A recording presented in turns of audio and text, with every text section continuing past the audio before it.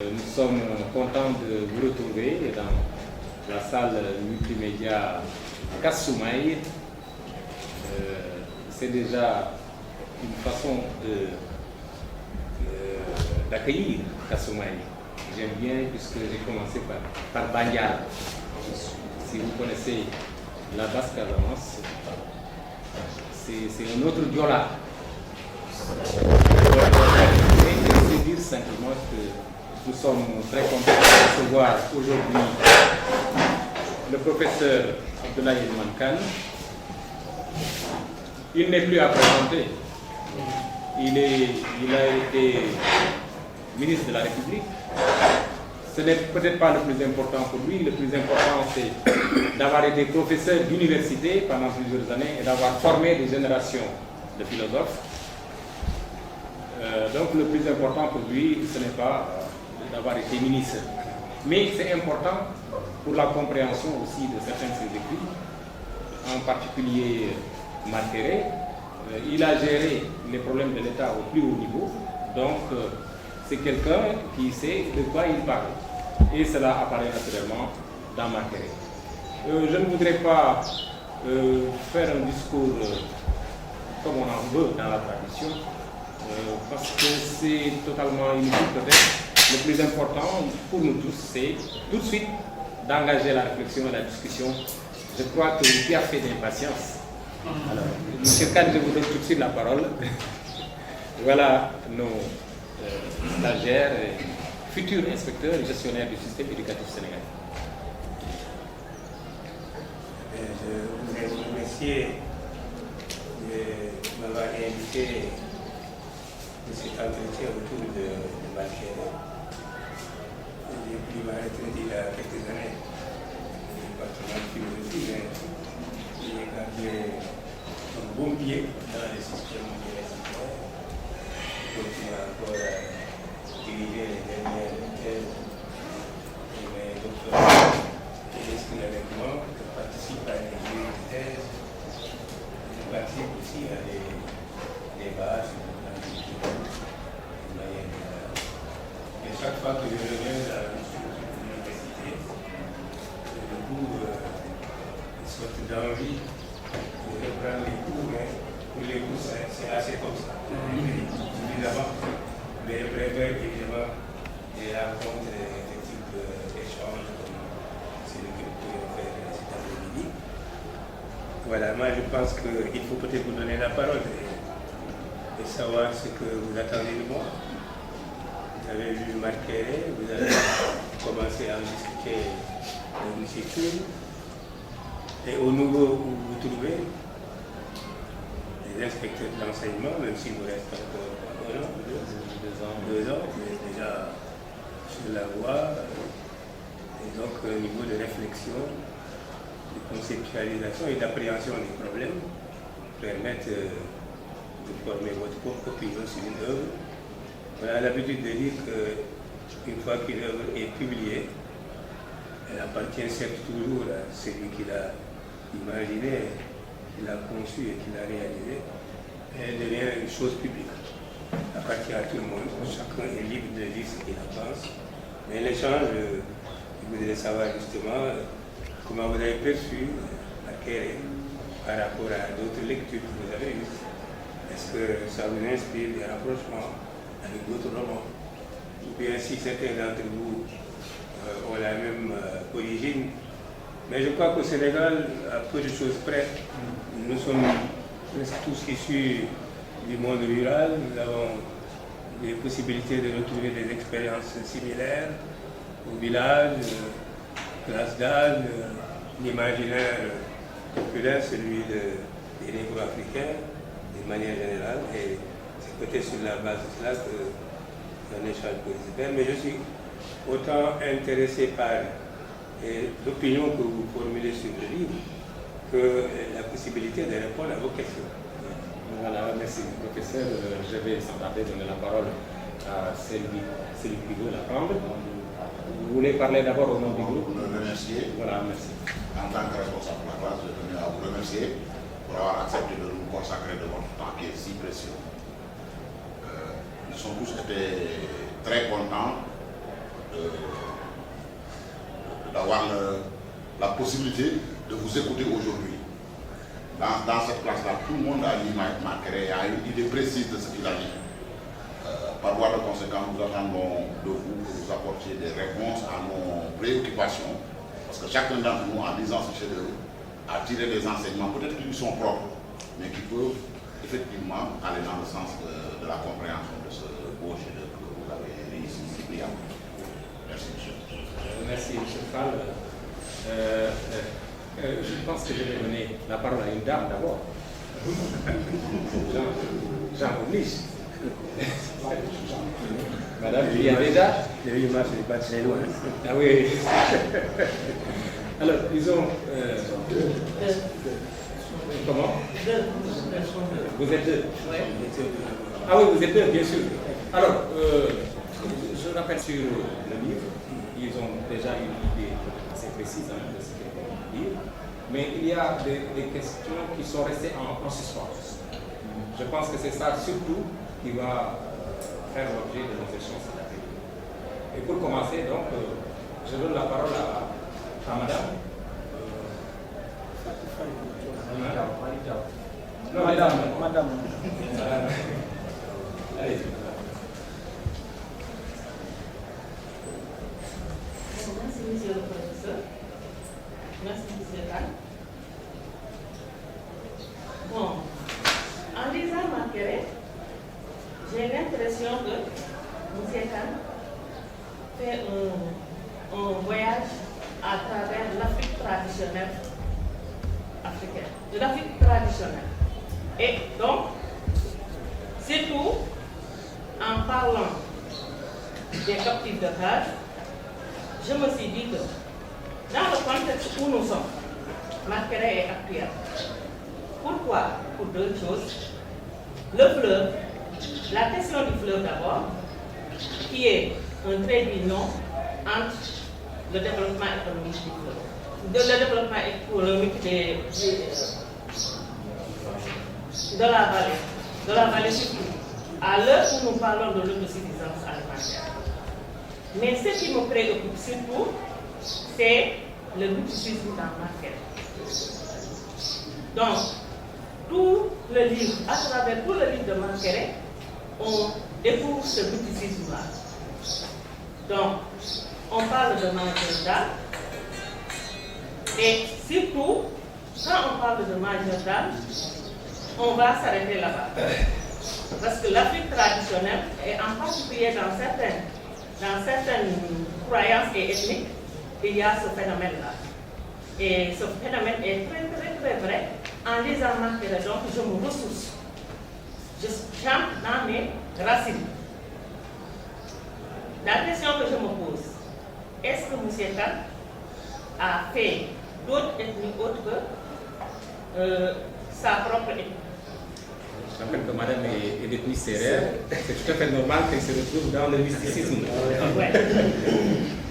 Donc, c'est cette question que je me pose. D'accord, nous avons bien enregistré cette question. Ensuite, avec Abba aussi, les captifs de cage, je me suis dit qu'on était en pleine abolition d'esclavage. Et on parle de captifs de cage. Mais Abba lui-même ne veut pas être libre. Pourquoi?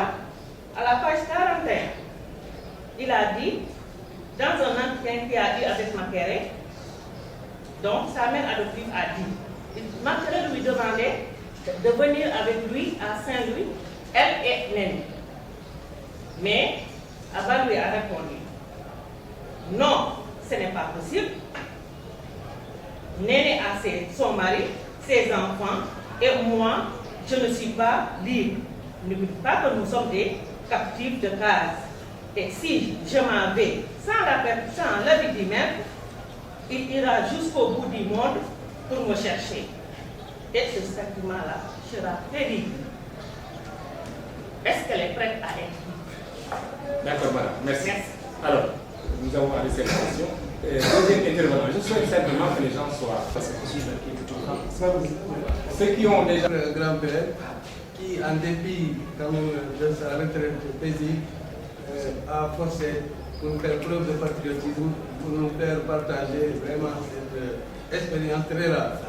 Donc il y a quelque chose qui pose mon inquiétude à travers Marqueret. Donc après avoir fini la lecture, j'ai eu le sentiment, si tel n'est pas le cas, peut-être que Grand-Père va nous lever les épaules, que Grand-Père a eu à s'inspirer du réalisme de Zola, dans surtout Germinal. Parce que il a été question des villes qui en chair existent. Mais à cela, le réalisme, à ce réalisme, le Grand-Père a créé un certain poème épique. C'est cette adéquation entre le document historique, le réalisme, les villes, et le poème épique que je voudrais avoir, pour lequel je voudrais avoir quelques explications. Ça, c'est la première chose. Autre explication.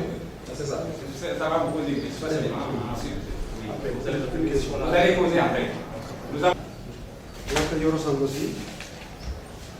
Donc, je vais un peu rebondir sur la question de madame, qui a un peu effleuré la mienne, mais peut-être différemment. Il est vrai que vous avez abordé beaucoup de thèmes dans Marqueret.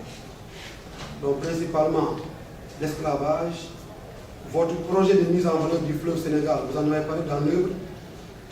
Mais il y a fondamentalement un thème qui me paraît diffus dans l'œuvre, à savoir le mysticisme. Donc la question que je voudrais vous poser, c'est d'abord, est-ce que vous avez choisi délibérément de créer votre héros et de faire de cet héros-là un être mystique?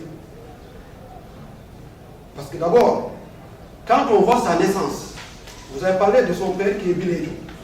Quand on sait ce que c'est Bilédio, tout le monde sait que Bilédio est un être doué de certains pouvoirs mystiques. Sa mère sorcière, donc cet union-là, cette union entre la sorcière et un Bilédio, forcément va faire naître une personne suffisamment mystique. Et cela, est-ce que vous avez choisi délibérément de faire de Marqueret un être mystique qui puisse percer les mystères du fleuve Sénégal au point de s'approprier des possibilités de mettre ce fleuve-là en comment dirais-je,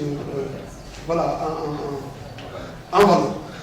Ça, c'est un peu la première question. La seconde, si vous me permettez, c'est relative, elle est relative, si vous voulez bien, à la fin que vous avez attribuée à Marqueret. Pourquoi n'avez-vous pas choisi de nous édifier par rapport aux origines de Marqueret? Parce que du début jusqu'à la fin, est-ce que c'est délibérément aussi que vous l'avez fait? Parce que vous n'avez pas cité l'ethnie de Marqueret. Est-ce qu'il appartient à une ethnie habilitée à exploiter le fleuve et à percer les mystères de ce fleuve? Ou bien, est-ce que n'importe qui, habitant la région du fleuve, peut s'approprier des mystères ou bien des mystères pour pouvoir entrer dans les profondeurs du fleuve et le mettre en valeur? Voilà un peu ce que je voulais donner comme contribution en attendant les débats. D'accord. Sur une lecture que j'ai faite du roman, une lecture, je dirais, entre les lignes peut-être. Parce que j'ai comme l'impression que M. Abdoulaye Elimankan fait l'éloge, par exemple, des valeurs de l'humanisme. Pourquoi je dis ça? Parce que c'est à travers le choix, par exemple, du nom qui est attribué à cet éducateur exceptionnel, cet éducateur qui a contribué beaucoup dans l'éducation de Marqueret et qui lui a permis de réaliser ce destin fabuleux, s'affranchir de son état de captif de case et se marier à Dalena, la fille qu'elle aime. Donc cet éducateur-là qui est nommé l'homme, cet homme-là qui a des valeurs, qui incarne les valeurs cardinales, par exemple, des vertus, mais qui a aussi ses vices. Mais tout cela, on peut le considérer dans le cadre de l'humain. Mais aussi le nom qui est choisi pour le village de Liberté, Liberté en tant que tel. Liberté qui incarne aussi le village où par exemple, l'idéal de l'éducation qui se vit au quotidien. Bon, je me suis dit, ensuite, par mes lectures, j'ai souvent rencontré la Renaissance africaine aussi dans ces thèmes. Comme qui dirait la Renaissance à l'image européenne. Je me suis dit, est-ce que M. Abdoulaye Elimankan n'est pas en fait un défenseur, par exemple, des valeurs humanistes? Voilà, en résumé, ce que je veux dire. j'ai été véritablement séduit par l'œuvre et j'ai tenu un exposé en compagnie de Franck là-dessus. Marqueret fait partie de ces œuvres-là qu'on peut pas oublier. On peut la mettre au même niveau que celle de votre ami et collègue Hamidou Kane, l'aventure ambiguë. Et je disais à mes camarades collègues que certainement Marqueret serait à Abdoulaye Elimane Kane ce que l'aventure ambiguë et donc à Hamidou Kane. Parce que vous avez réussi à marier un certain nombre de techniques littéraires, marier, si vous voulez, le style de Zola à celui du nouveau roman. Donc il y a, pour quelqu'un qui connaît un petit peu les arcanes de la littérature, on se rend compte que vous avez réussi là, donc une prouesse donc, littéraire que je n'ai jamais rencontrée quand même dans les quelques lectures que j'ai faites. Mais ce qui a surtout attiré mon attention, un philosophe à qui on attendait effectivement d'être rationnel et de nous appeler à ce rationalisme-là, d'imprégner son œuvre d'un certain mysticisme. Et la présence du mysticisme chez Marqueret n'est-elle pas, et c'est là ma question, un appel à la jeunesse africaine qui ignore certainement la tradition et qui semblerait effectivement vouloir rester et demeurer moderne, en dépit bien entendu donc de la présence du mysticisme dans le continent africain. Merci. Vous restez en plein mysticisme, je ne sais pas pourquoi cet après-midi. Il faut demander ça au sérieux. Amadou Thiam. Amadou Thiam. Merci beaucoup, monsieur le professeur. Ma question est relative au projet d'écriture de Marqueret, du roman lui-même. Je me dis que adolescent, foutanké, intellectuel, philosophe, on l'a souligné abondamment. À cet âge, vous arrivez en classe de terminale, vous découvrez le doute, vous vous spécialisez dans une discipline qui prend le doute se trouve au cœur de cette discipline. Je me dis que quelque part, le projet d'écriture de Marqueret devait germer dans votre esprit bien avant celui d'écrire les autres romans que vous avez eu à écrire. Est-ce que Marqueret, quelque part, depuis très longtemps, ce projet-là, les faits que vous posez, les questions que vous posez dans ce roman-là, c'est des questions qui vous ont hanté certainement pendant des années avant même que vous ne sortiez un roman accessible au public. Merci. Voilà, merci. Je m'associe aux remerciements des collègues qui m'ont précédé. Mon intervention va surtout être axée sur ma lecture du roman, c'est-à-dire la compréhension que j'en ai, surtout par rapport à certains concepts qui sont très actuels. La civilisation de l'universel, le dialogue entre les religions, et il y a des images qui me permettent un peu de penser que l'auteur, M. Abdoulaye Elimane Kane, a sciemment fait que le personnage du roman soit dans la peau des trois prophètes des religions révélées. C'est des images que j'ai perçues un peu par rapport à l'itinéraire de Marqueret. Comment Marqueret, dans un aspect de sa vie, peut être assimilé au prophète Mohammed sallallahu alayhi wa sallam. C'est un peu fort peut-être, mais quand je pense peut-être au voyage initiatique que Marqueret a fait à travers les eaux superficielles, ensuite les eaux finies, pour aboutir aux eaux futures, même si la progression est descendante, est-ce que cela ne peut pas être assimilé à ce voyage que le prophète a fait à travers les cieux pour aller retrouver son Seigneur? Comment Marqueret peut être assimilé à Moïse? Le pharaon d'Égypte d'alors, après l'oracle que son règne est menacé par un bébé qui est né, décide de tuer tous les bébés mâles.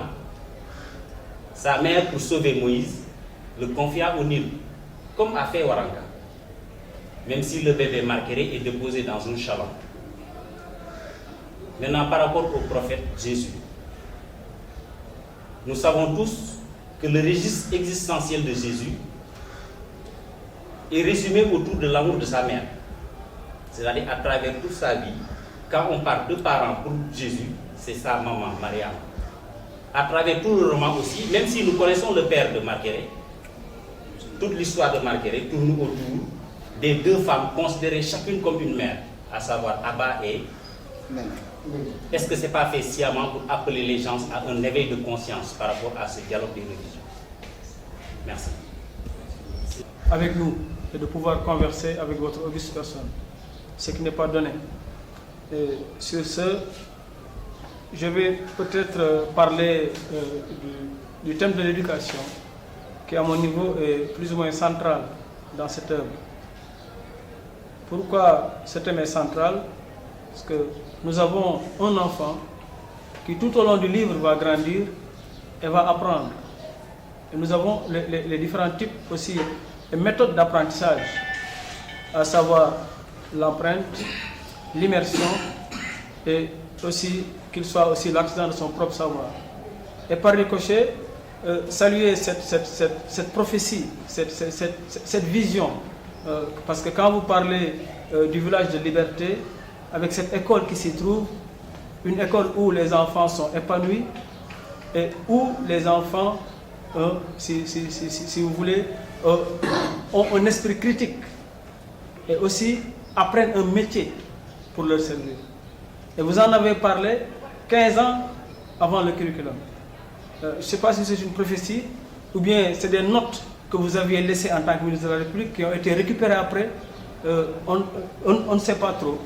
Mais ce qui est central et ce qui revient sans cesse, c'est cette prophétie autour de l'éducation que vous avez annoncée, et nous y sommes de plein pied, et cette autosuffisance alimentaire que vous avez aussi prophétisée autour du fleuve et de l'eau, et de cette réconciliation par rapport au nouveau type de manager.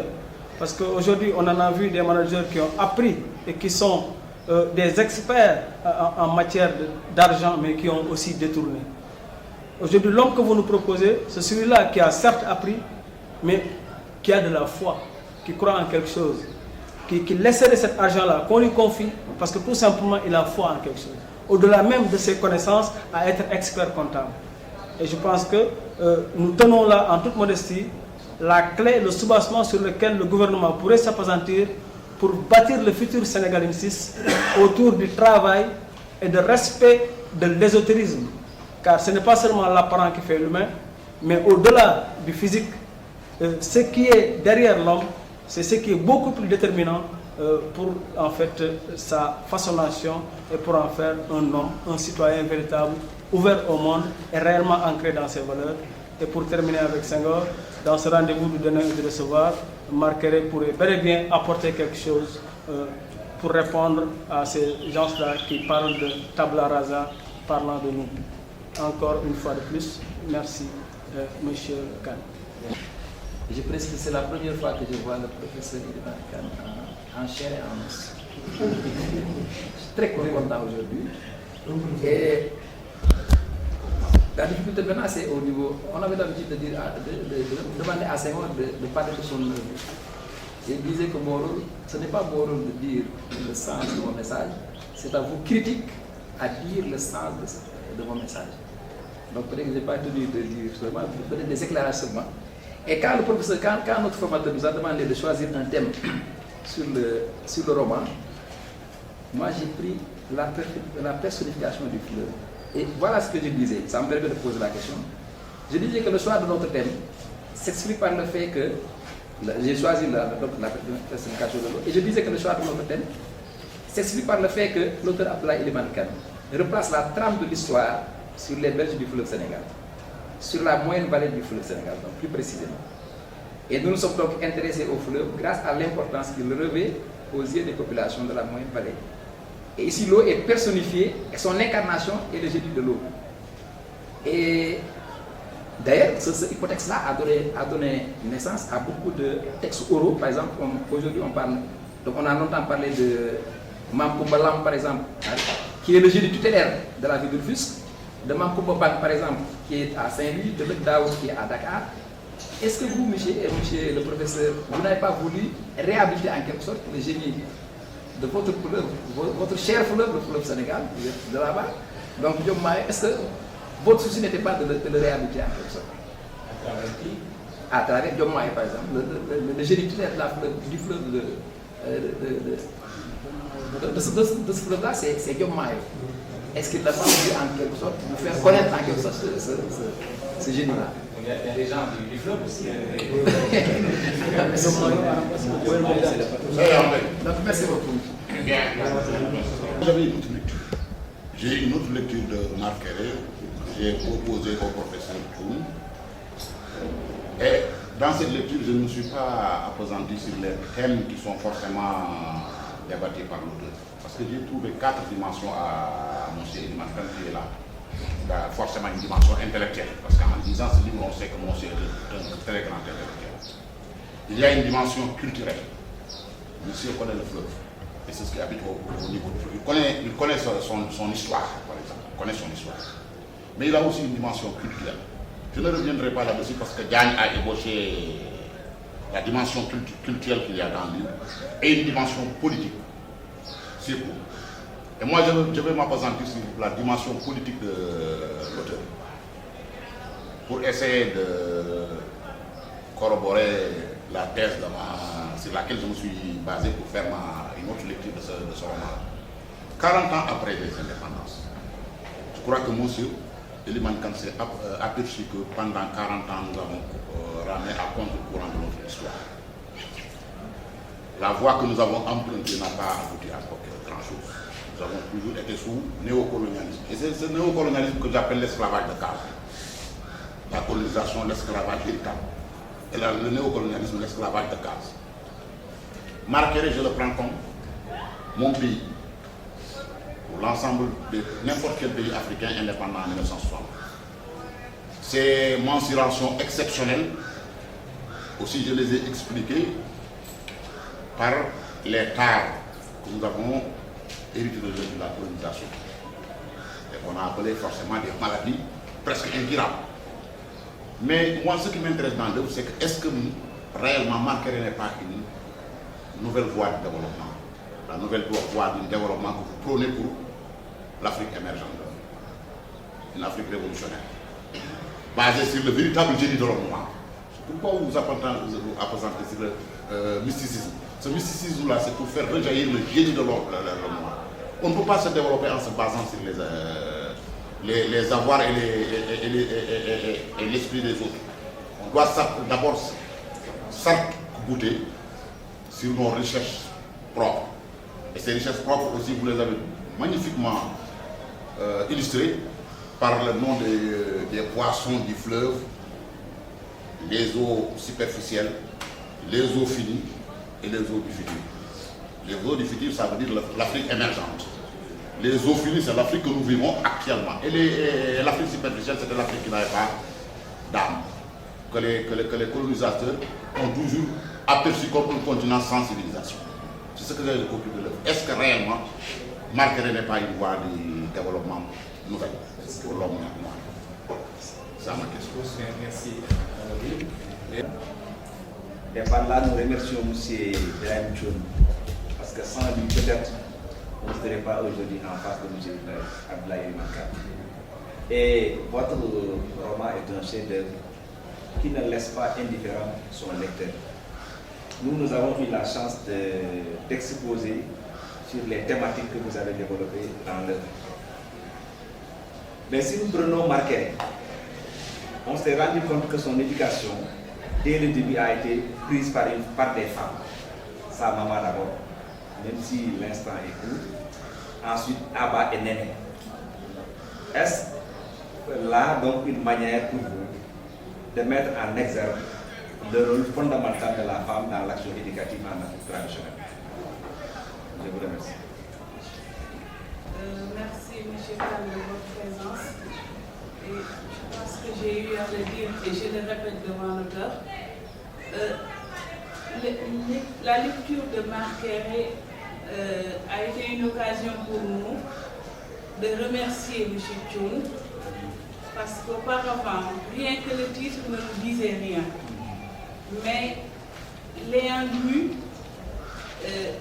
nous l'avons remercié, parce qu'il nous a permis quand même d'avoir un pan de développement, un pan par rapport à la littérature africaine et une lecture à la fois littéraire et philosophique de l'œuvre qui renvoie bien à son auteur, qui est également professeur de philosophie.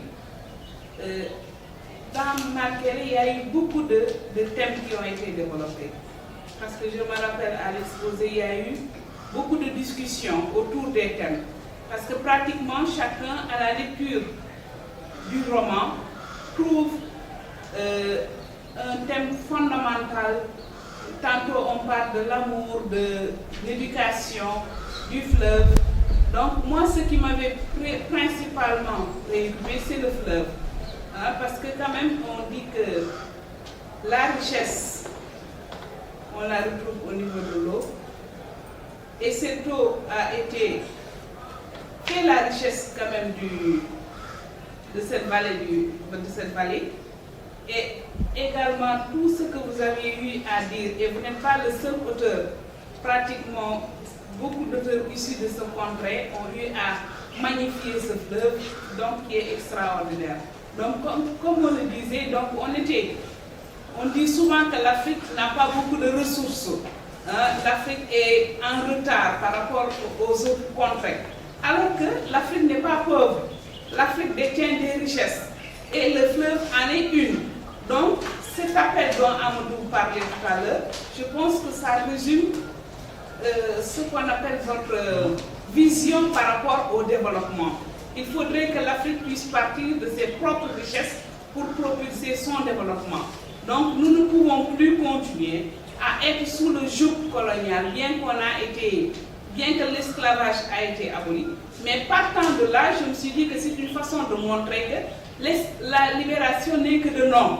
Mais en fait, nous refusons de nous démettre de ces chaînes et de partir de nos propres ressources. Donc c'est cet appel-là que j'ai vu à travers Marqueret. Et encore une fois, nous vous remercions d'être là et remercier également M. Thioune qui nous a permis de découvrir ce roman.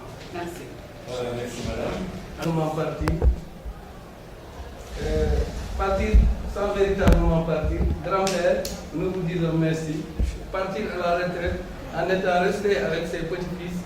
Partir pour une retraite paisible. Après avoir tout donné à son pays, notre jeune nation, M. Khan, nous vous rendons votre nom. Vous appartenez, il faut le dire et le préciser, dorénavant à cette trempe de héros vivants qui, en vivant, finit d'entrer au rang des panthéons. Partir, ce n'est pas mourir, comme pour paraphraser le poète président Senghor. Cela vous le démontrez à plus d'un titre par votre comportement combien patriote. On ne dira jamais assez combien est inégalable la partition que vous avez jouée dans l'édifice de votre jeune nation. Merci, merci. C'est une forme d'encouragement. Et le fait même qu'il fasse allusion à la situation des retraités me paraît être justement une question intéressante parce que lorsque on jouit de ce qu'on appelle justement le droit à une retraite et les autres expressions équivalentes, il faut savoir comment utiliser son temps. Une des choses les plus terrifiantes, c'est de ne pas savoir utiliser son temps. C'est le risque d'ennui qui peut conduire les gens à toutes sortes de comportements. Mais je dois dire que la lecture et l'écriture m'occupent suffisamment pour que je n'ai pas le temps de m'ennuyer. Après Marqueret, j'ai écrit encore deux ou trois romans. Oui, et un autre qui va apparaître bientôt, un autre qui est déjà autour de Soma, qui chantier, prolonge un peu. Un chantier qui va apparaître peut-être d'ici 2 ou 3 mois. Donc c'est une occupation intéressante pour un enseignant, un intellectuel de lire. Et je me réjouis de constater que vous avez lu Marqueret et vous permettez de revenir un peu à M. Belaïtoun. Je dois beaucoup à M. Belaïtoun pour ce qui est de la lecture et de l'explication de mon œuvre.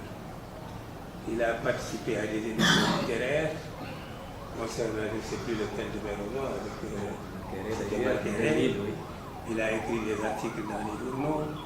Il a fait récemment un livre consacré à ce qu'il appelle des philosophes romanciers ou des romanciers philosophes. Vous n'avez pas encore répondu. Je n'ai pas encore répondu.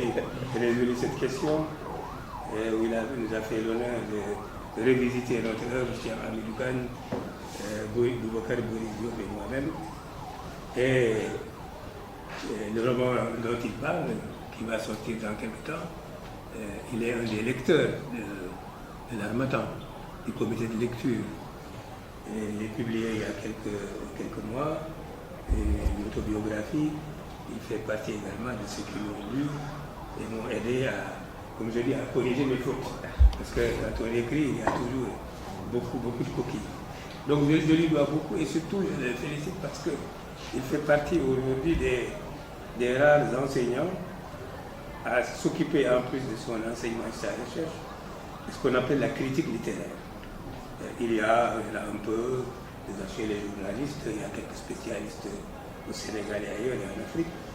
Et ce qu'il a produit pour le moment a été remarqué par ses propres collègues du département de lettres modernes comme étant vraiment un exemple à suivre et à encourager. Je me réjouis par ailleurs de constater que vous avez lu Marqueret et j'avais commencé à noter vos noms, je vais les reconstituer, mais j'ai noté surtout 12 questions. J'aurais pu répondre dans cet ordre-là, mais j'ai essayé d'identifier les thématiques qui sont revenues un certain nombre de fois.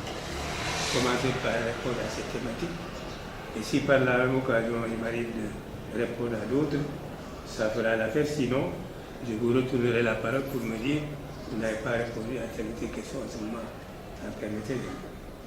Je crois qu'il faut camper un peu, je ne vais pas développer ça, un petit peu mon itinéraire personnel pour comprendre justement la place de cet imaginaire que vous avez si bien perçu et qui porte grosso modo sur ce que vous appelez le mysticisme, le fleuve, etc.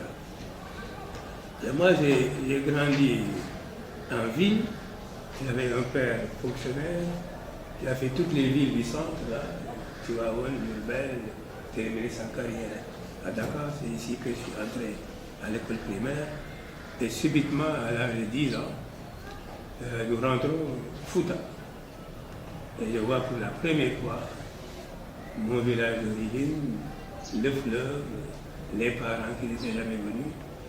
Et je ne dirais pas que c'est un choc, c'est exagéré parce qu'il y a toujours, même ici, au centre du Sénégal, il y a des traits communs, point de vue culturel, la bourse, etc. Mais le paysage de la vallée et le type d'habitat de la vallée et les coutumes qu'on y découvre et les parents qu'on y découvre, c'est quelque chose d'original pour un petit citadin qui venait de Dakar. Et c'est pour cela que mon imaginaire, au cours de mon adolescence, a été particulièrement marqué par ce que j'ai découvert à partir de 10 ans, 12 ans. C'est le fleuve. Ce sont les coutumes. L'espace villageois est un espace grossissant. Moi, j'ai vécu à la Médina, à Dakar, ici, où je suis allé à l'école. Bien que ce soit un quartier, nous sommes dans une ville. L'espace villageois est une sorte de prisme grossissant. Ce qu'on ne voyait pas, qui est dilué dans l'espace de la ville, apparaît de manière très précise dans les villages. De grands sociologues ont dit que ce qui fait la différence entre la ville et l'espace rural, c'est que dans la ville, c'est l'espace qui compte. Après, aujourd'hui, le grand problème, c'est la mobilité urbaine. C'est l'espace qui explique en quelque sorte. Le mode d'explication urbain, c'est l'espace. Alors que le mode d'explication rural, c'est la filiation. C'est le fils de, petit-fils de, etc. Filiation. Et ce n'est pas propre à l'Afrique seulement. Ceux qui l'ont dit, ce sont des Grecs d'abord. Les Grecs ont dit ça. Donc, l'expérience du village a été très importante pour moi. Raison pour laquelle le premier roman que j'ai écrit, La maison au figuier, comporte déjà un certain nombre d'invariants de mon écriture que vous avez repérés dans Marquet. Je dois dire que j'ai commencé à écrire La maison au figuier étant en année sabbatique à Paris. L'université nous donne la possibilité, une ou deux fois dans sa carrière, d'avoir toute une année, de conserver son salaire, de rester ici ou d'aller ailleurs, mais de faire le travail. Vraiment, je travaillais comme philosophe, je travaillais sur mes recherches portées sur les systèmes de numération dans les langues africaines. Comment on compte dans les langues africaines. C'est un peu barbant. Alors, quand j'avais été fatigué de faire ça, j'ai eu le temps de me retourner un peu vers l'œuvre littéraire. Et cette espèce de nostalgie de me trouver dans une ville comme Paris, nostalgie du terroir, de ce que j'ai gardé comme souvenir du village, et tout cela qui est revenu à la surface. Et je me suis mis à écrire donc La maison au figuier, mais j'avais bien été aidé à cela, je n'avais jamais pensé écrire une œuvre romanesque. Et j'allais presque dire que c'est accidentel. Parce que, cela je l'ai déjà expliqué à Béaïntou, j'ai des amis qui travaillaient dans une maison d'édition pour littérature enfantine à Paris, et qui m'ont dit il faut que tu nous écrives un conte africain, pour une collection qui s'appelle J'aime lire, pour les enfants de 7 à 12 ans. Et je leur ai dit, moi je n'ai jamais fait ça, je ne peux pas le faire. Et je suis trop occupé. Alors, à force d'insister, j'ai commencé quelque chose qu'ils ont corrigé plusieurs fois, en me faisant remarquer que j'écrivais pour des enfants comme on écrit de temps en temps pour des adultes. C'est plus difficile peut-être d'écrire pour des enfants quand on est adulte que d'écrire pour... C'est plus facile d'écrire pour des adultes plutôt quand on est adulte que d'écrire pour les enfants. Mais enfin, j'ai fini par faire ce conte qui s'appelle Le Prince Malal et qui comporte également un thème, c'est le thème de la sécheresse. La sécheresse, c'est un pays qui baisse les bras, attend la pluie et à qui on fait croire que pour que la pluie tombe, il faut sacrifier toujours quelqu'un, en particulier la princesse. Et quelqu'un arrive à éveiller leur conscience en leur disant que dans le fond, si on creuse, il est possible de trouver l'eau sans avoir besoin toujours de un circuit un peu compliqué dans le conte. Alors c'est le fait d'avoir écrit ce conte pour enfants qui m'a encouragé à écrire La maison au figuier, mais j'évoque cela pour dire justement qu'il y a du point de vue des invariants, des thèmes qui reviennent, quelque chose qui se trouve déjà dans La maison au figuier, c'est le fleuve, c'est la mythologie. La mythologie en particulier, un mythe qui se trouve, qu'on retrouve dans plusieurs pays sahéliens. Liliane Castelou, que vous connaissez au moins de nom, a consacré un ouvrage à ces mythes Tchamama. Depuis l'éclatement de l'Empire du Ghana, qu'on trouve dans beaucoup de pays sahéliens, une mythologie autour d'animaux et d'humains qui sont pratiquement des jumeaux. Et la leçon principale de cette mythologie, c'est la présence de l'eau et la nécessité de préserver les conditions qui permettent à l'eau d'être toujours là. Si bien que chacun des animaux que vous pouvez trouver dans ces mythes de Tchayama, c'est toujours des animaux aquatiques. Vous ne trouvez jamais un animal évoqué dans les mythes qui ne soit pas un animal aquatique. Dans la mythologie donc de jumeaux, dont l'un a fini par créer le fleuve ou se jeter dans le fleuve, en avertissant ses contemporains en les mettant en garde contre un certain nombre de choses. Donc des interdits, en particulier ne pas souiller l'eau. Le Tchamaba dont je parle, et son mythe est développé dans un village à 2 km du mien, que je connais très bien. Où on raconte que 2 jumeaux, l'un animal, l'autre humain, ont gardé le secret de leur naissance commune. Mais l'animal grandissait, se développait, atteignait la taille d'un bâtiment. Et on avait toujours dit de ne pas révéler ses secrets. Et toujours dans les contes africains, ça ne c'est pas très bien pour précisément le thème du genre et de l'émancipation de la femme. Il y a le thème d'une femme dans les contes africains, qui s'appelle Dewe Diawam. C'est toujours elle qui va donner des secrets ou aller se mêler de ce qui ne regarde pas. C'est elle qui est allée trouver les Tchamaba animal et qui a donc violé un interdit. Il a brisé le bâtiment et puis il s'est jeté dans l'eau en lançant un certain nombre d'avertissements et des interdits en particulier. Si on respecte les interdits, il peut contribuer à l'abondance, à l'enrichissement du village, mais toute personne qui transgresse ces interdits, évidemment, expose le village à des mesures de rétorsion. Il y a là un thème un peu précoce de tout ce qu'on dit aujourd'hui sur l'écologie, sur l'environnement, etc. Ne pas souiller l'eau, préserver l'eau, etc. Et ce sont les interdits qui sont respectés scrupuleusement par les riverains, en tout cas autour de ces villages que je connais. J'évoque donc cela pour dire que le thème de la mythologie est déjà présent dans la maison Figuier. Et si je le mets résolument au centre de Marqueret, c'est parce que dans la maison Figuier, il n'était abordé que partiellement. Et c'est vrai que quelqu'un peut dire parfaitement que le personnage central, c'est Marqueret, mais le personnage central, c'est aussi le fleuve. Parce que le fleuve, je le découvre justement lorsqu'à 10 ans, je vais pour la première fois dans mon village par bateau et je traverse quelque chose comme 400 km par bateau, 5 jours de voyage. Je découvre pour la première fois les berges du fleuve, la végétation, on voit des caïmans, on voit des varans, on voit toutes sortes de végétation et des populations qui accueillent ce bateau. Ce sont des images très fortes que je n'avais pas connues ailleurs. Mais le fleuve aussi, c'est un imaginaire extraordinaire. Toute la vie de la vallée tourne autour du fleuve.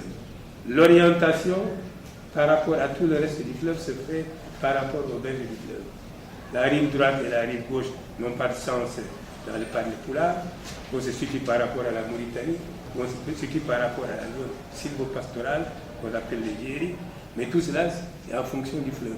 Sans parler maintenant de tout ce que l'on doit en fleuve, du point de vue de la nourriture, du point de vue du développement, du point de vue de la navigation, du point de vue des champs, du point de vue des mélopées, du point de vue des épopées qui concernent le fleuve.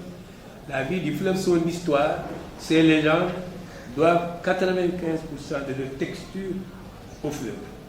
Donc, un ressortissant de la vallée ne peut pas échapper à ça, ne peut pas ignorer cela. Voilà pourquoi certains commentateurs ont parfaitement raison de dire que je fais du fleuve un personnage vivant. Vivant parce que non seulement il y a de la vie dans ce fleuve, ce n'est pas seulement les poissons, mais ce sont les végétaux, c'est toutes sortes d'êtres qui se trouvent. Mais le fleuve lui-même épouse l'histoire de la vallée et une bonne partie même de l'histoire du Sénégal. Si on voulait faire cela pendant longtemps, la colonisation s'était focalisée sur la vallée du fleuve, c'était l'exportation, l'extraction et l'exportation de la gomme arabique qui était très prisée par l'industrie de la fin du 19e siècle et début du 20e siècle, et la vallée du fleuve était le principal lieu d'exploitation. Ensuite, c'était la principale voie de pénétration de l'arrière-pays, pas seulement à la Mauritanie, mais pour aller au Soudan. Les chemins de fer n'avaient pas encore été créés. Si bien que les bateaux dont je parle dans Marquette et qui ont été coulés et qu'on retrouve dans les reflets, c'est des bateaux qui ont réellement existé. Réellement, ils n'ont pas été coulés, mais ils ont traversé, ils sont passés par là, ils sont liés à l'histoire du Fouta, ils ont servi à canonner certaines parties, certains villages, lorsqu'il y avait des villages résistants. Ils ont servi évidemment à transporter beaucoup de marchandises et beaucoup d'hommes. Donc on pourrait vraiment faire de longs développements sur le fleuve avant de revenir sur la question du développement économique et social dont vous avez parlé. Je prends un autre thème, c'est celui de l'esclavage. Vous avez parfaitement raison. Non seulement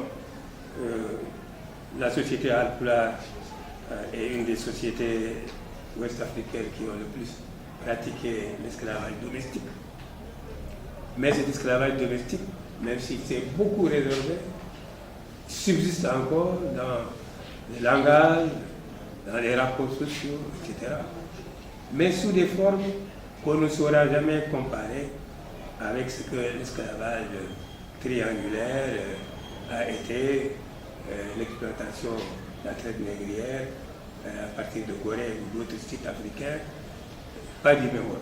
C'est vrai qu'il y a une grande question, quelle est la responsabilité des populations africaines et des élites africaines elles-mêmes dans cette traite négrière.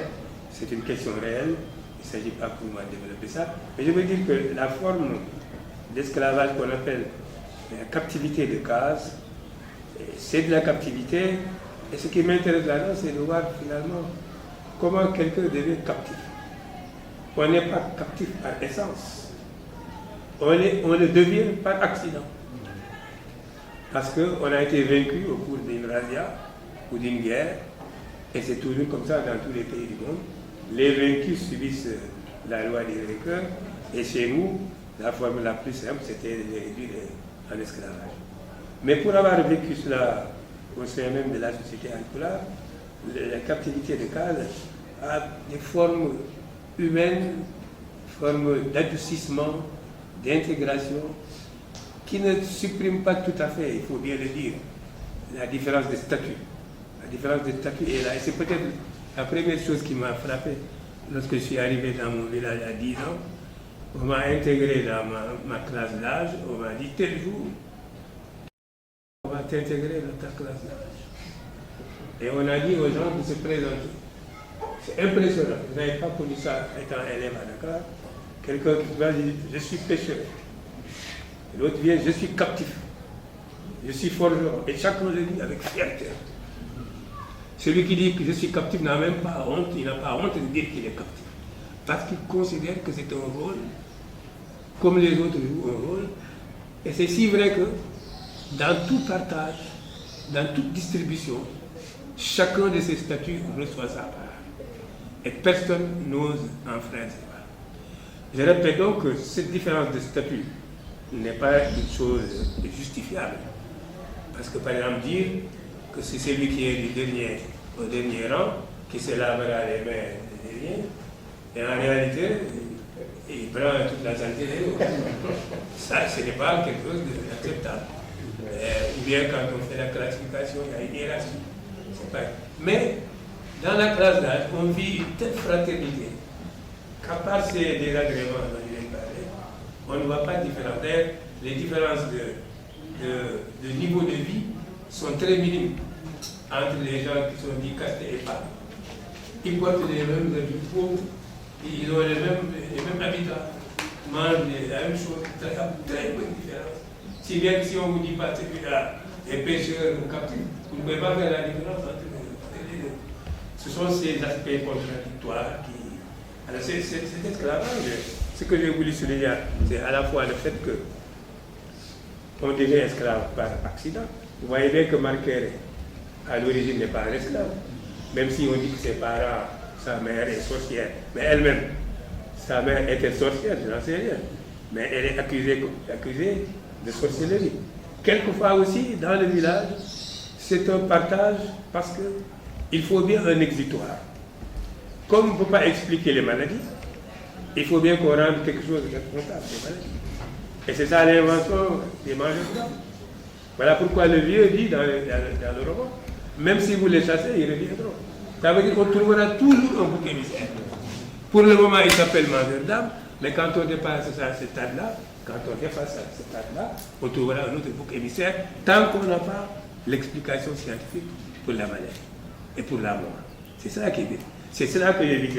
Donc, on n'est pas esclave ou quoi que ce soit d'ailleurs par essence, on le devient. C'est ce que Simone de Beauvoir disait à propos de la femme. Il dit, on ne n'est pas femme, on le devient. Mais c'est vrai qu'on est femme, point de vue sexe.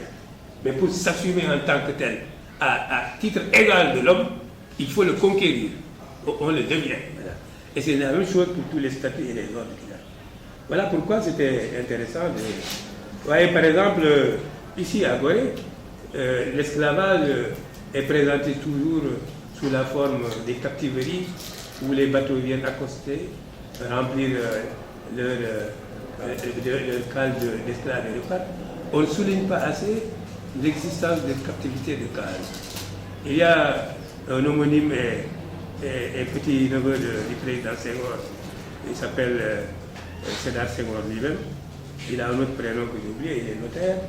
Et moi je l'ai rencontré parce que je voulais, quand j'ai écrit La femme patronne, il y a des scènes qui se passent à Gorée. Et j'ai voulu connaître un peu la vie de Gorée. Il a ce qu'on appelle les actes notariés de Gorée. Depuis le 19e siècle, toute personne qui à Gorée a acheté un terrain ou une maison, c'est enregistré sa naissance, il y a eu un mariage, etc.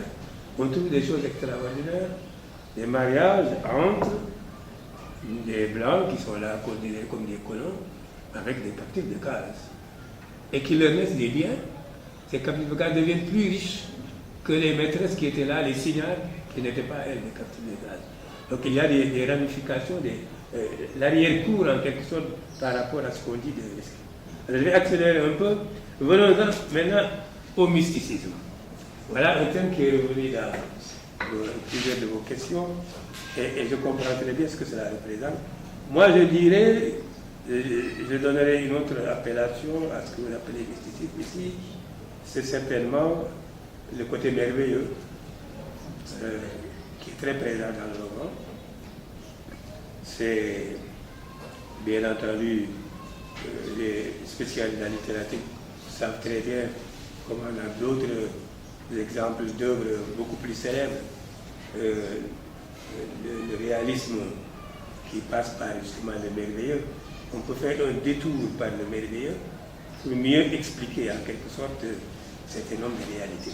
Et je vais droit au but pour dire que la place que j'accorde ici au merveilleux, au fantastique, c'est bien entendu parce que le merveilleux et le fantastique font partie de la vie quotidienne des villageois.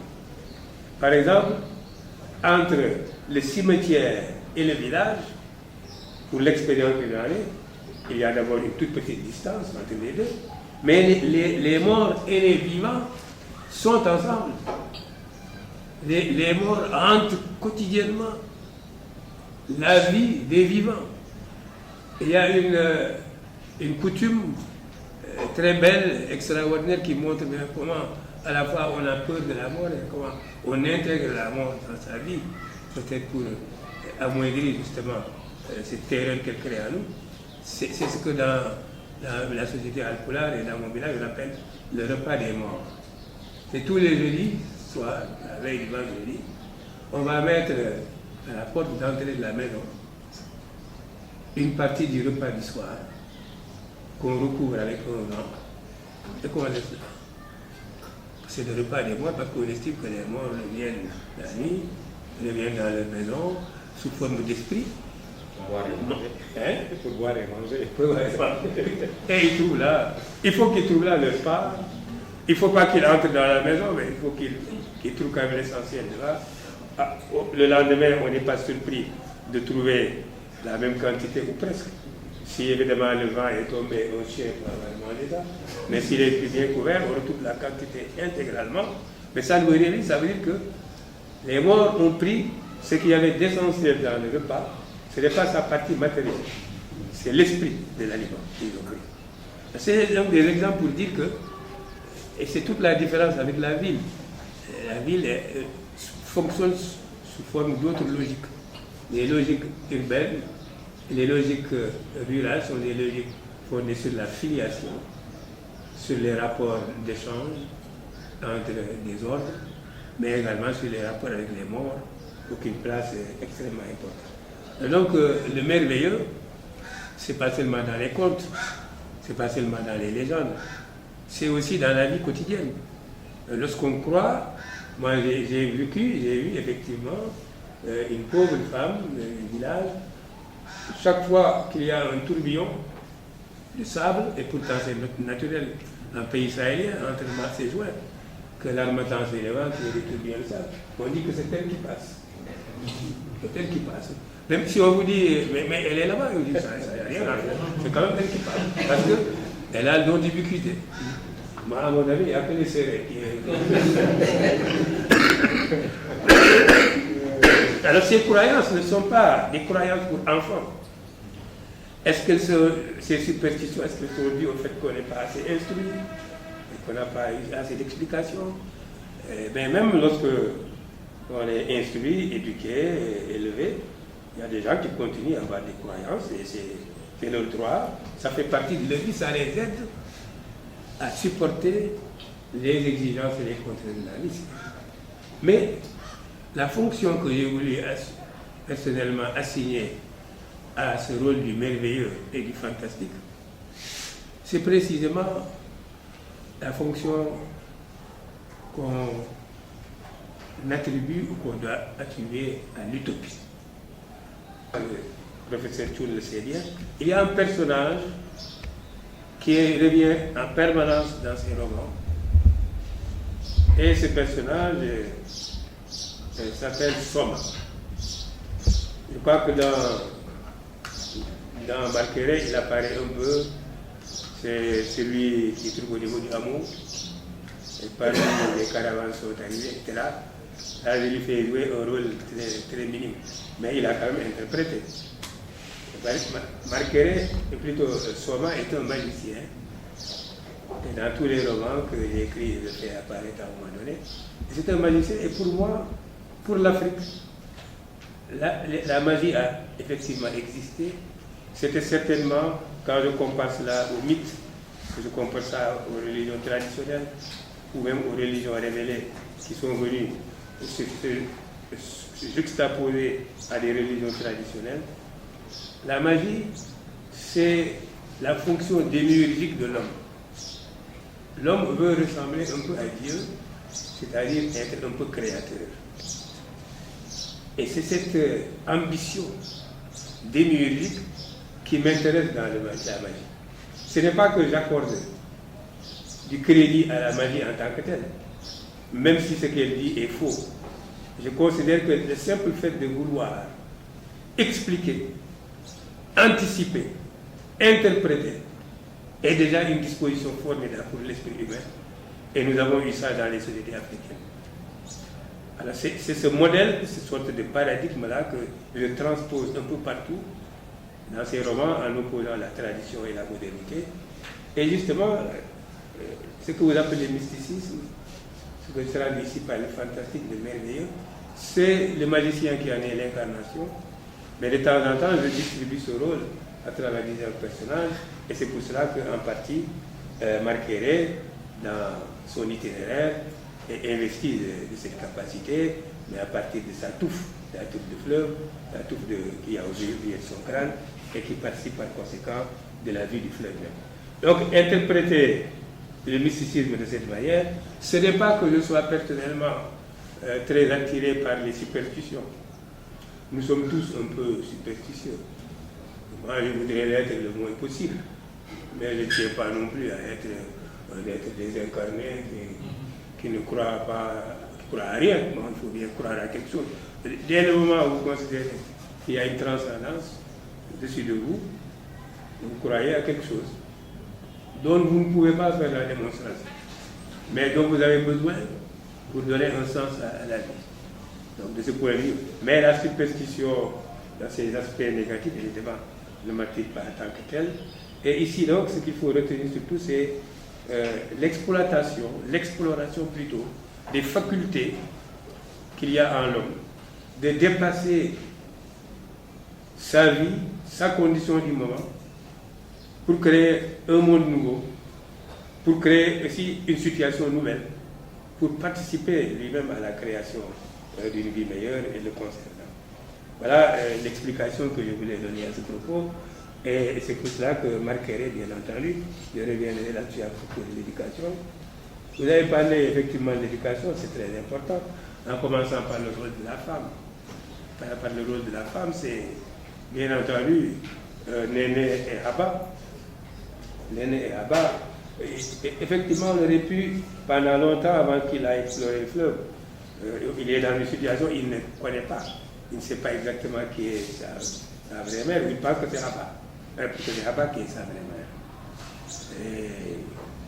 Et le fait de découvrir les véritables origines, c'est un peu l'itinéraire même de Marc Kéré pour la découverte du génie de l'eau. J'explique dans un autre texte que ce que Marc Kéré fait en allant au fond du fleuve pour découvrir le génie de l'eau, il le fait pour nous tous, enfants, adolescents et riverains du fleuve.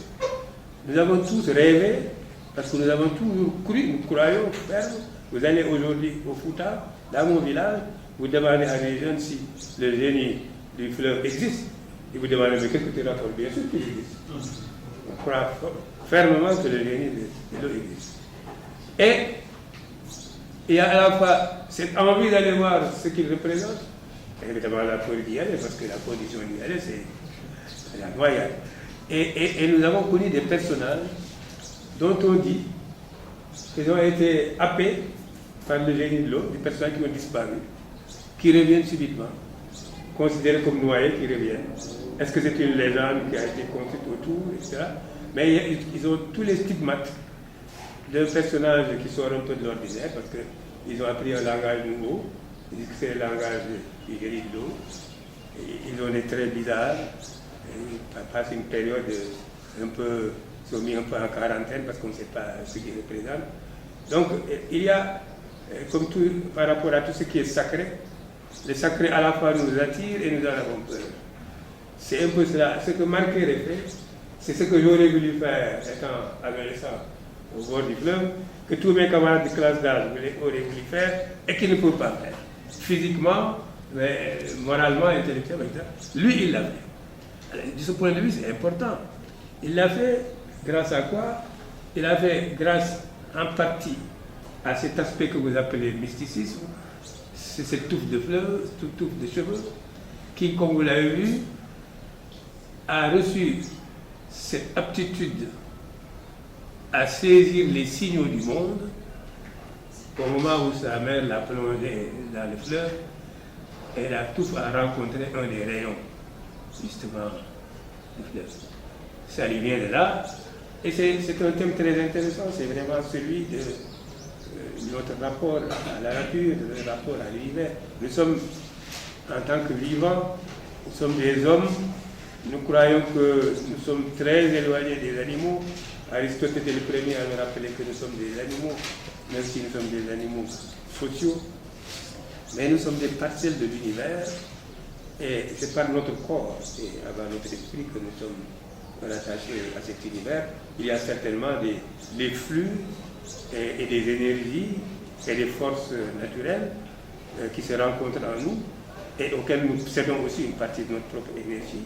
C'est pour cela que l'univers certainement a une certaine cohérence. Et Marc Kéré est une représentation de cela. Mais Marc Kéré, du point de vue de l'éducation, c'est donc ces deux femmes. L'une lui a donné le sein, mais sa propre mère lui a déjà donné le sein, et l'autre a partagé une partie de l'affection, bien entendu, c'est Néné. Et l'éducation, c'est bien entendu d'abord la cellule familiale, et la part que la femme prend dans cette éducation est évidemment considérable. Elle est considérable à telle enseigne qu'aujourd'hui, vous prenez des sociétés comme les sociétés occidentales qui, pendant un moment, ont construit leur vie de manière à amoindrir l'espace familial et même la présence des parents d'un côté des enfants, sous prétexte de travailler, de courir après le travail, etc. Aujourd'hui, dans beaucoup de ces sociétés, on revient à des choses élémentaires, l'allaitement, on encourage l'allaitement, et beaucoup de mesures sociales consistent à donner des allocations spéciales à des femmes qui ont le deuxième ou troisième enfant. Parce que le problème du vieillissement de ces populations pose problème, est une préoccupation essentielle.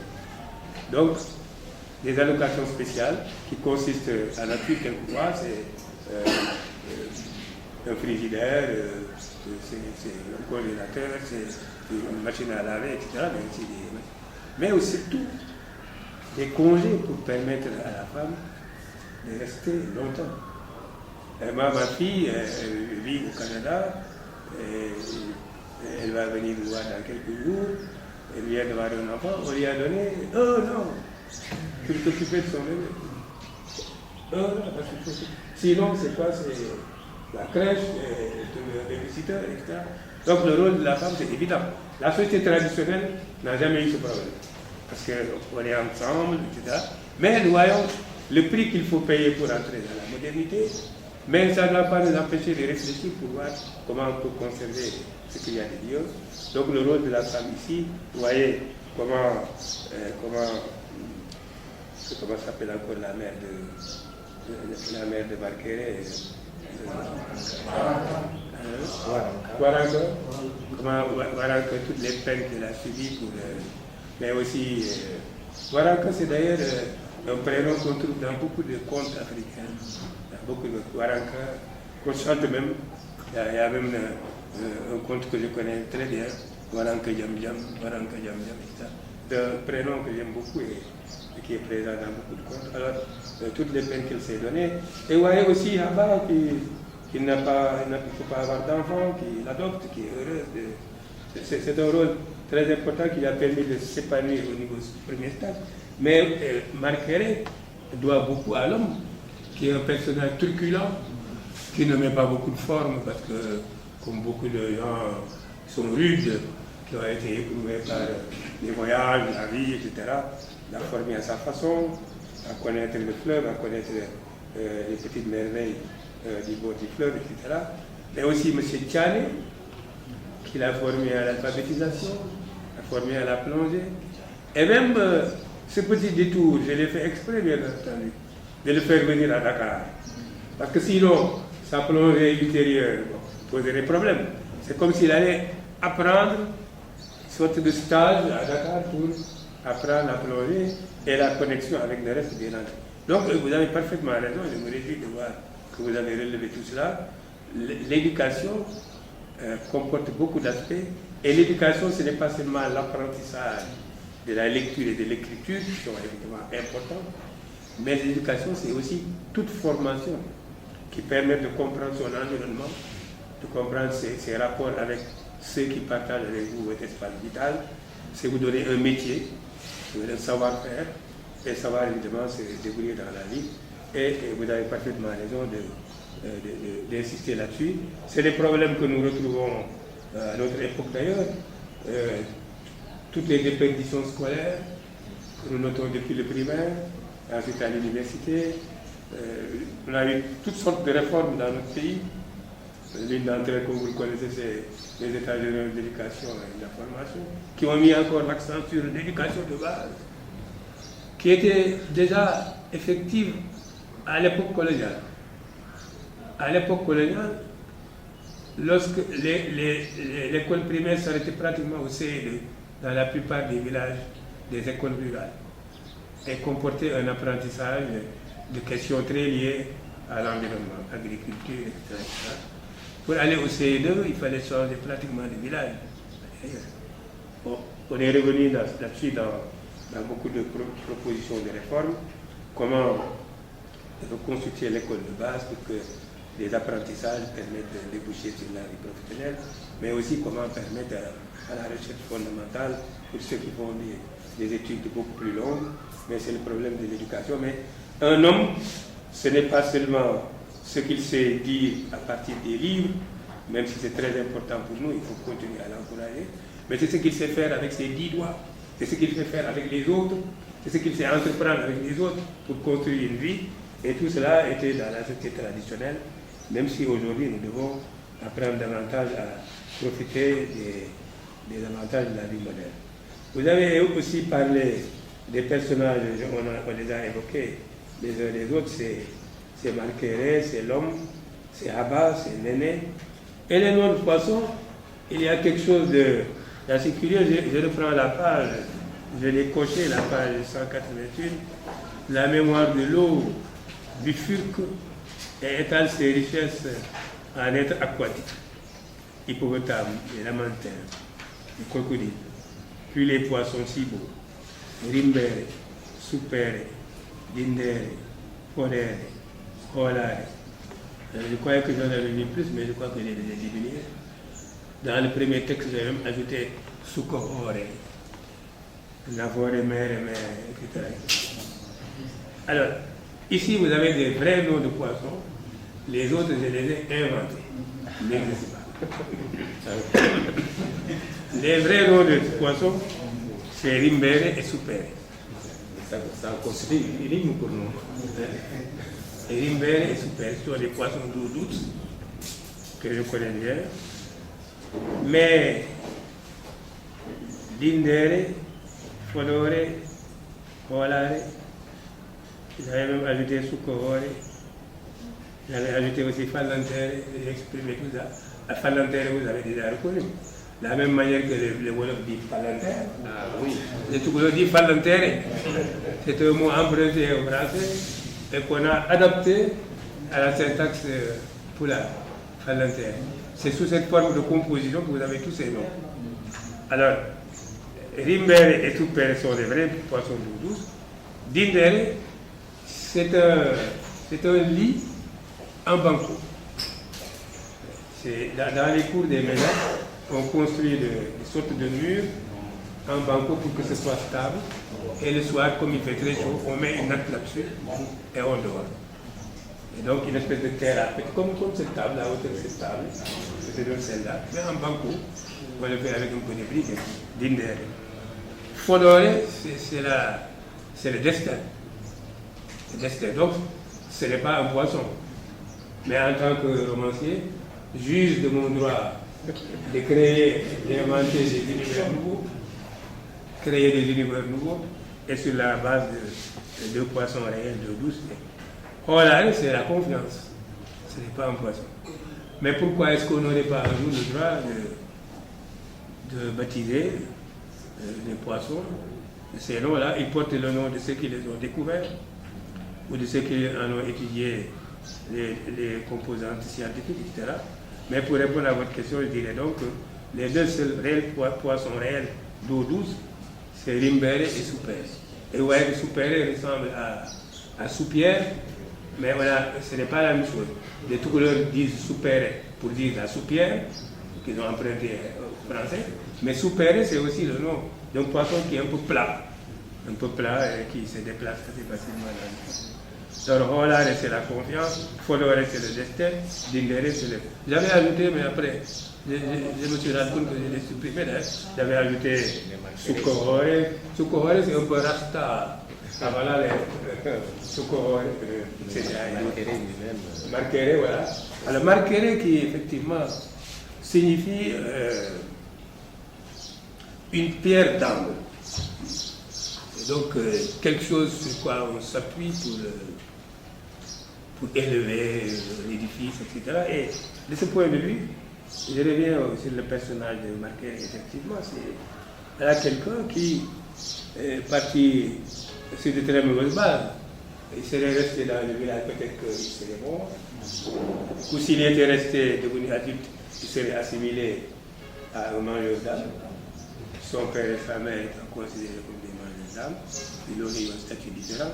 Il se retrouve esclave sans avoir jamais été rasié ou pris en esclave parce qu'il a été élevé par une captive de case qui assume sa captivité de case. C'est cela qui est extraordinaire. Il y a un tel lien que ce que Abba dit, c'est des choses qu'on retrouve effectivement dans la vie quotidienne. Il y a des captifs de case qui ont été affranchis. Et affranchis, ça veut dire vraiment qu'ils sont devenus des hommes libres, des hommes et des familles, mais qui restent dans la famille. Ils ont été des captifs qui continuent un type de coopération et de vie avec les autres. Certains continuent à les percevoir comme des captifs de case. L'être humain est tellement bizarre. Il y a des gens qui ne s'habituent pas au changement de statut. C'est le conservatisme rétrograde, c'est comme ça que j'appelle ça.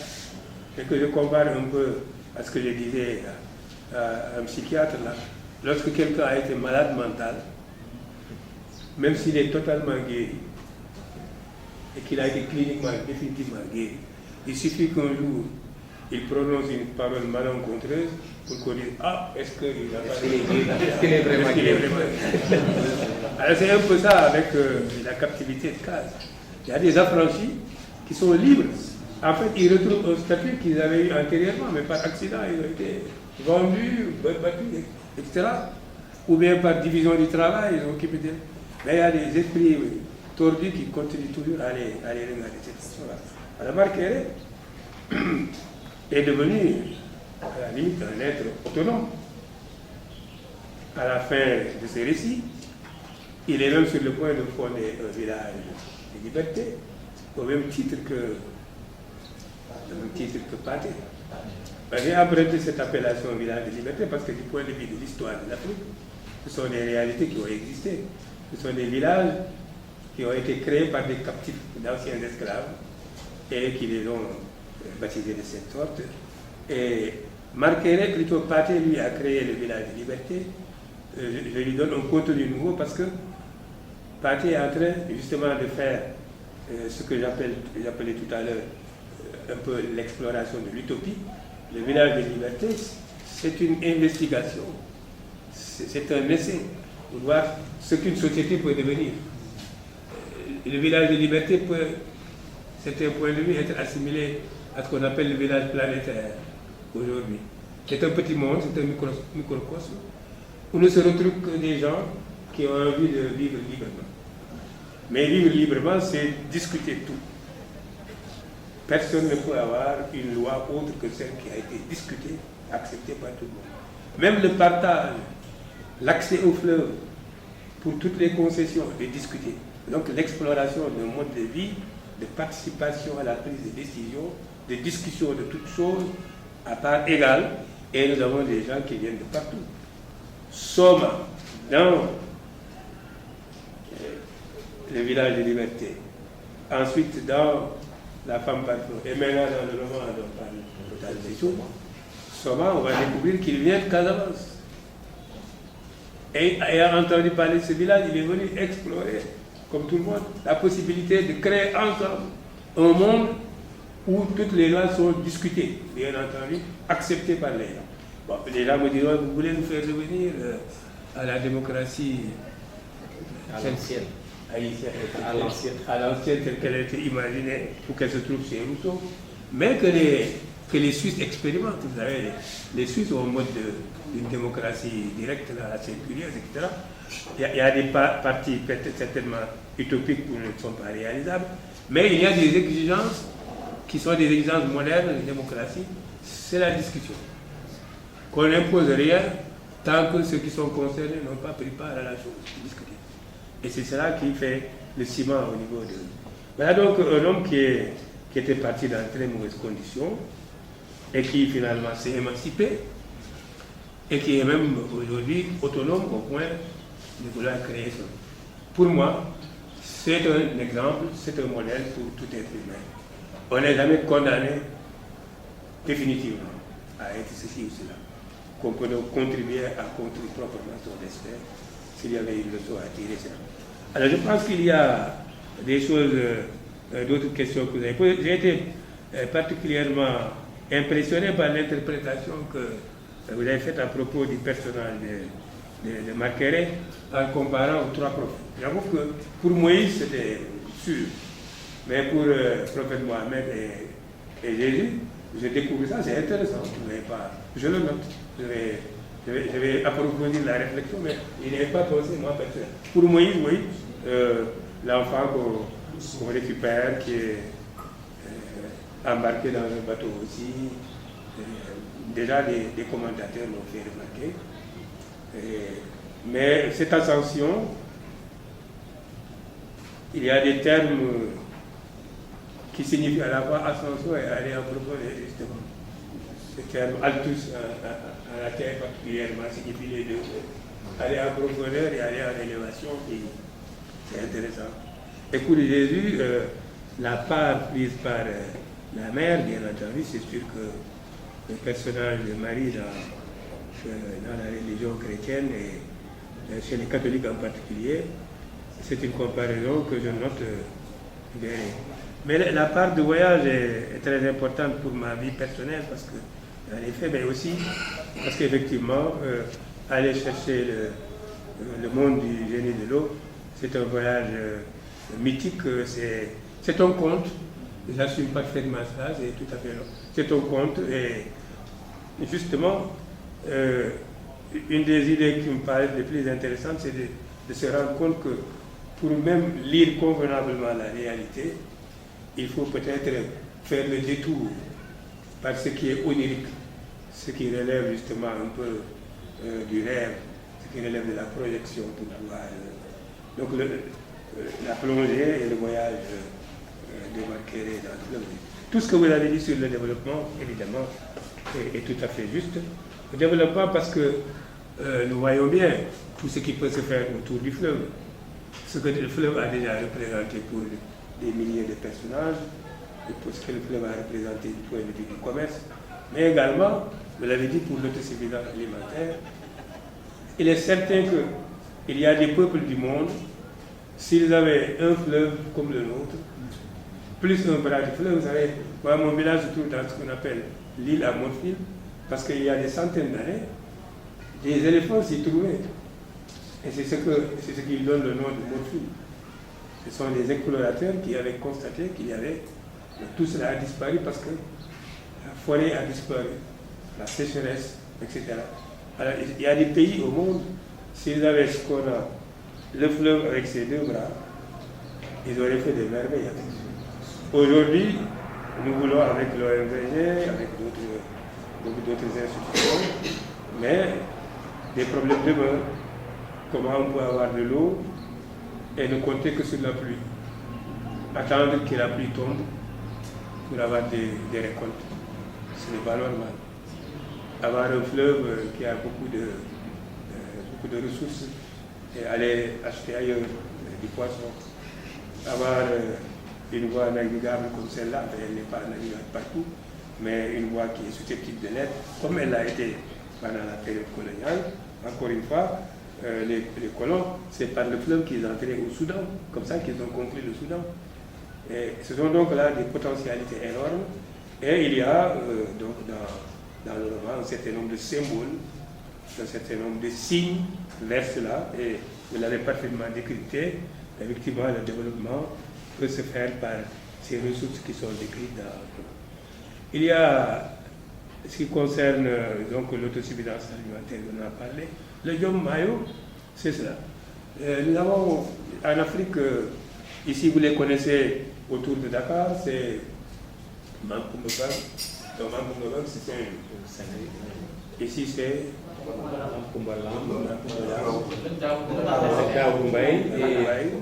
Et Kumba.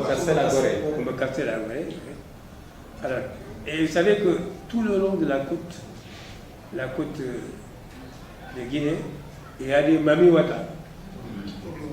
Les mamiwata, c'est les génies de la côte. Et ce qui est étonnant, c'est toujours des femmes. Toujours des femmes. Or, le Jom Mayo, dans l'imaginaire du fleuve, le Jom Mayo est représenté comme un vieux personnage, mais un homme. D'ailleurs, d'après la mythologie dont je vous ai parlé, du Chamamba, c'est deux frères, un qui était humain et l'autre un être. Celui qui a plongé dans le fleuve, et donc c'est peut-être une des rares fois qu'on a ça. Mais toutes les mamiwata, comme le nom l'indique, c'est des femmes. Et ici aussi, les génies, c'est des femmes. C'est des femmes. Je n'ai pas l'explication. Comment? Là, c'est le Daourmaï, comme le Daourmaï. C'est un homme peut-être. Le Daour, c'est un homme. Mais les mamiwata, il y en a beaucoup dans toute la côte de Guinée et tout ça. Ce sont des femmes. Et le Jom Mayo est très présent dans l'imaginaire des gens du fleuve. Très présent. Vous voyez, pour vous dire comment les croyances sont très fortes, dans les périodes de sécheresse, ça va commencer maintenant entre mars et juin. Il y a des endroits où le fleuve est presque à sec. On peut traverser à pied.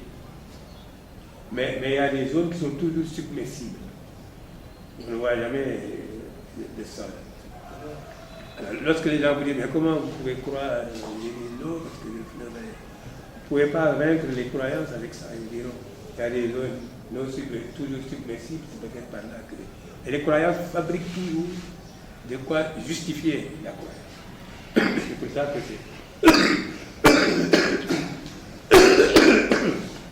c'est important.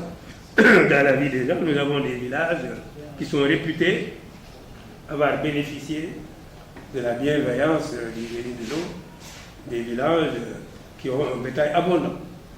On dit que c'est parce qu'ils ont observé un contrat avec d'autres qui ont connu d'autres difficultés. Vous voyez dans Malkéré, comment Diom, le chef commence à connaître le départ de son bétail, et sans doute à cause d'une faute. C'est toujours par la faute de quelqu'un, évidemment, que ces choses-là arrivent.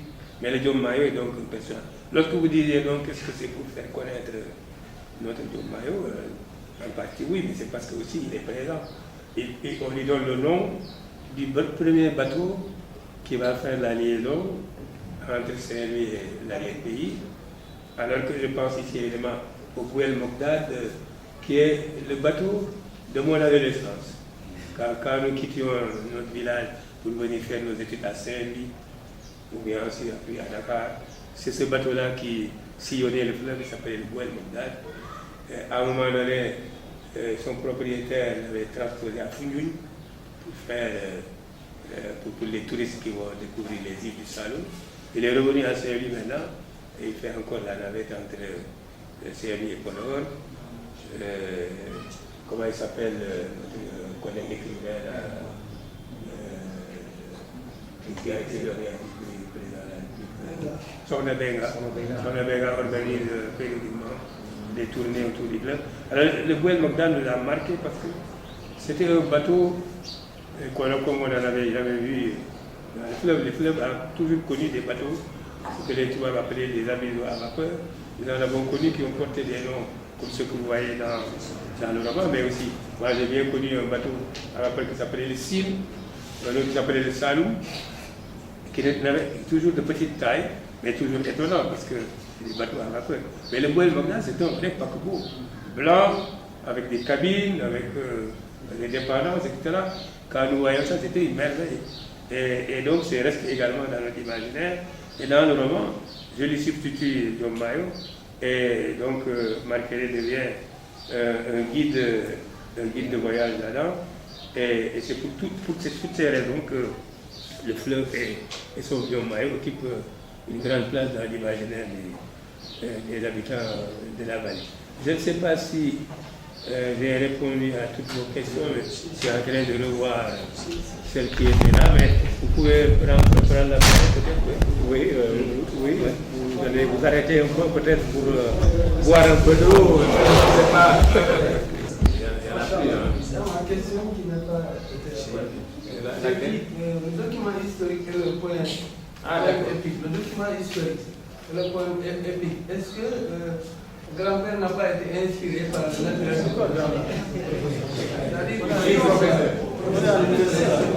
C'est-à-dire, si on voit l'univers dans lequel, la minutie avec laquelle Zola a décrit le Germinal, on a le sentiment que c'est cette même minutie qui a prévalu dans la description de l'univers de Foucault. Est-ce que donc, grand-père n'a pas été inspiré par le naturalisme de Zola? Oui, ce qu'il peut dire, la vie dans l'eau, avec tous les poissons qu'on a dit tout à l'heure. Et puis l'homme politique, est-ce qu'on peut entrevoir l'homme politique à travers cette politique que vous avez? Oui, ça veut dire qu'il y a encore des questions.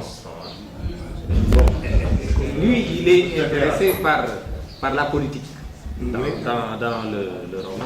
Est-ce que, au plan symbolique, ce n'est pas la vie politique de chez nous que vous semblez mettre en perspective? C'est un peu la préoccupation d'Amadou Fall. Alors que pour lui, c'est un problème d'écriture romanesque. Il remarque qu'il y a parfois des détails qui sont pris en charge. Et cette minutie-là qui l'impressionne un peu. Pour une œuvre qu'on aurait baptisée une œuvre entre guillemets épique, parce que ce n'est pas cela l'épopée, même s'il y a un souffle épique. De tout le voyage de Marqueret, du Fouta à Saint-Louis à Dakar, ça ressemble un peu à une épopée, avec tous les obstacles qu'il y a dans l'épopée. C'est ça qu'il semble dire. Pour l'aspect politique, je pense que ce qu'on peut en dire, ça me permet de revenir un peu à la fonction que j'attribue à l'utopie, comme je disais tout à l'heure. Lorsqu'on n'est pas satisfait de ce qui existe et de la réalité, il y a plusieurs manières de l'exprimer. L'utopie consiste effectivement à construire un monde différent, mais qui montre les limites du monde qui est critiqué. Alors, de toute évidence, ici, la critique, c'est le fait que, comme je l'ai dit tout à l'heure, nous ayons une richesse comme le fleuve et que nous n'ayons pas d'autosuffisance alimentaire. Que nous ayons un fleuve et qu'on n'ait pas de navigation fluviale. Aujourd'hui, vous avez sur les berges du fleuve encore les survivances d'anciens comptoirs que les Français avaient établis là. C'était pour justement faire marcher leur commerce là comme arabique, en échange d'autres choses, bien entendu. Mais indépendamment de ça, on peut effectivement imaginer, du point de vue touristique et du point de vue de l'apport de devises, ce que le rétablissement de la navigation fluviale, avec des aménagements d'habitat, d'hôtellerie, d'auberges, etc., peuvent apporter, à la fois pour fixer des jeunes sur le terroir, de procurer des emplois, mais également apporter à ces touristes une autre façon de... du point de vue politique, c'est aussi tout ce qui est dit sur l'esclavage. Vous voyez le débat au cours du procès concernant Marqueret, les thèmes développés par l'avocat. On dit comment est-ce qu'on peut imaginer qu'à notre époque, on puisse encore parler de cela. Mais il y a des survivances du point de vue politique. Et vous avez parfaitement raison, c'est... les survivances du point de vue politique. C'est plus profond même que l'esclavage que nous avons connu. Aujourd'hui, l'esclavage a été aboli, je crois que 1848, c'est quand même une date importante, l'histoire sociale, etc. L'abolition de l'esclavage. Mais nous connaissons dans l'histoire du Sénégal, malgré l'abolition de l'esclavage, il y a des aristocraties qui continuent encore à pratiquer de manière clandestine l'esclavage parce qu'ils en tirent quelque chose. C'est critiquable. Mais aujourd'hui, il y a des formes nouvelles d'esclavage. Donc il y a un prolongement.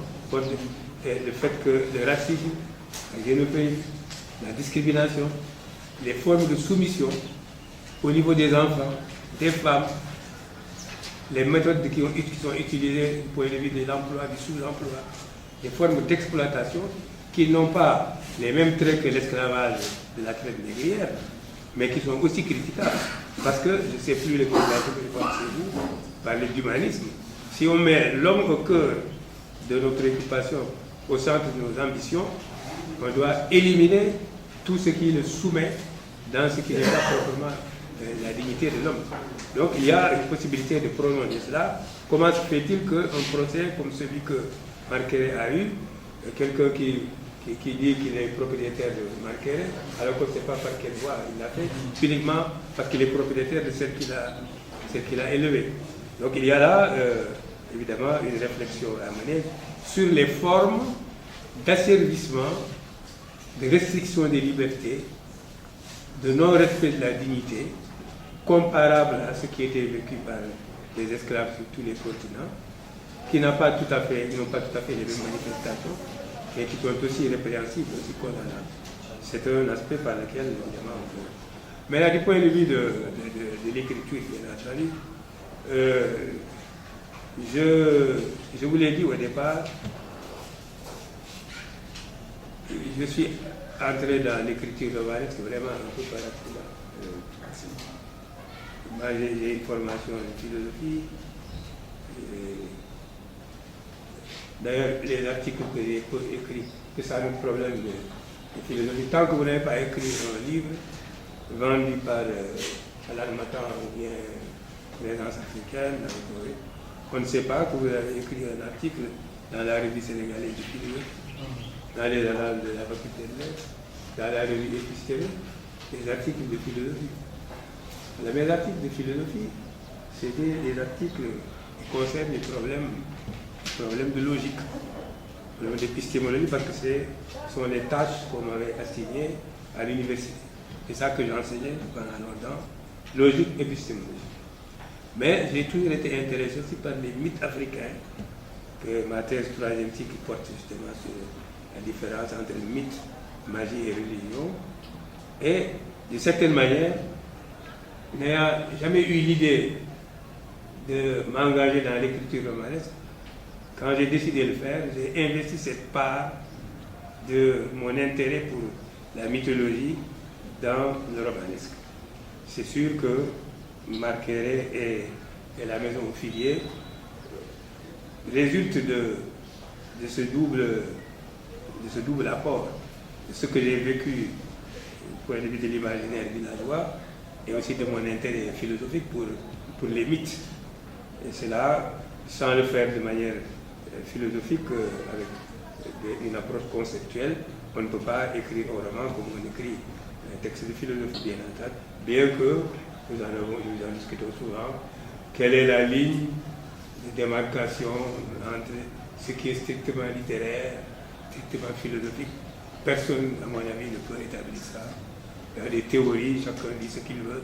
Mais personnellement, je suis pour justement l'interpénétration des disciplines. Je suis pour le décloisonnement des disciplines. Non pas l'abandon de la spécialisation, parce que pour faire progresser la connaissance, il faut la spécialisation, mais chaque discipline peut apporter à l'autre quelque chose. Et cette interdisciplinarité, ce décloisonnement, dans ce que j'écris, m'amène là. En écrivant, en réalité, j'apprends à écrire parce que, encore une fois, je n'avais pas imaginé que moi, j'écrirais des romans. Je pensais que c'est uniquement des textes de philosophie que j'écris. Donc il m'a fallu apprendre, et apprendre c'est ce qu'on a retenu, ce qu'on a lu chez les autres. C'est aussi les approches personnelles. Mais j'ai découvert assez vite, et c'est très important, que dans l'écriture romanesque, qui est aussi une forme, qui véhicule une forme de réalisme, il est évident que quand on lit un roman, s'il est bien écrit, vous avez l'impression d'être dedans. Vous avez l'impression que vous vivez vous-même cette réalité. Mais vous ne pouvez pas y arriver sans justement consacrer l'effort qu'il faut à la description, par exemple. Assez longtemps, je crois que dans mes premiers romans, je ne décrivais pas beaucoup les personnages, les visages, etc. Quand j'ai écrit La femme parfum, il y a une jeune journaliste qui est au journal Enquête. Elle m'a dit, mais cette dame qui s'appelle qui s'appelle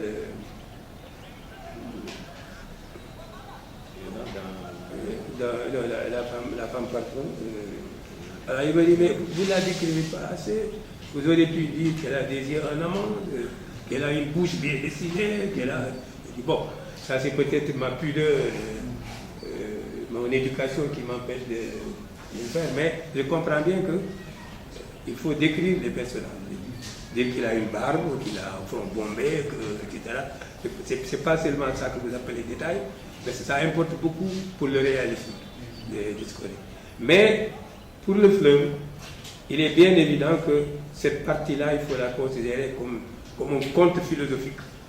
C'est donc un univers que je crée. Je ne sais pas ce qu'il y a au fond de l'eau, mais c'est un univers que je crée à partir simplement des bribes d'éléments imaginaires que j'ai reçus dans mon éducation, mais à partir aussi de ce que les enfants racontent, les adolescents qui racontent au bord du fleuve. Ils n'en savent rien, mais ils créent, ils imaginent qu'au fond du fleuve, il y a une vie de village, que le génie de l'eau est entouré par toute une famille, etc. Et ça, c'est notre part d'homme, c'est l'anthropomorphisme. Nous ne pouvons pas faire autrement que de nous représenter les divinités comme nous sommes. Le philosophe Spinoza disait qu'on n'y peut rien, les hommes se représentent Dieu comme un vieillard avec une grande barbe blanche. Et c'est tellement vrai que nous lui prêtons nos propres sentiments. Nous pensons qu'il se fâche, qu'il va nous frapper, il va nous condamner, etc. C'est peut-être purement imaginaire, hein, je ne sais pas, peut-être que Dieu est complètement au-dessus de ces considérations-là. Mais nous ne pouvons pas ne pas nous le représenter comme nous sommes. Même si on ne se le représente pas sous la forme humaine, on lui prête nos sentiments. On dit qu'il a un visage, qu'il a des mains, qu'il a un trône, exactement comme les hommes. C'est à peu près, c'est peu probable qu'il soit comme ça. Peu probable, mais nous ne pouvons pas faire autrement.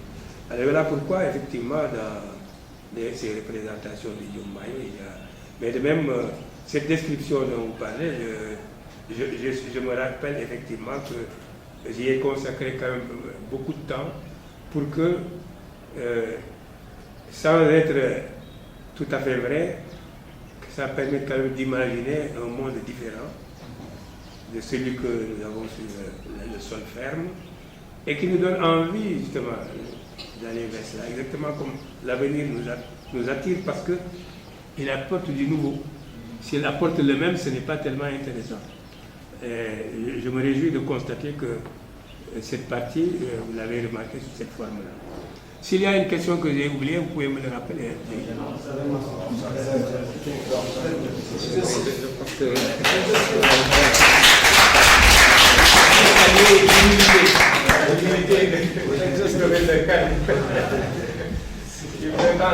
D'être venu, je pense que ça a été un après-midi assez intéressant pour nous et nous avons appris beaucoup de choses. Voilà, d'accord, nous allons passer à la deuxième étape maintenant. Séance de dédicace. Alors, moi aussi j'en profite pour... Ah oui, c'est moi qui ai déjà...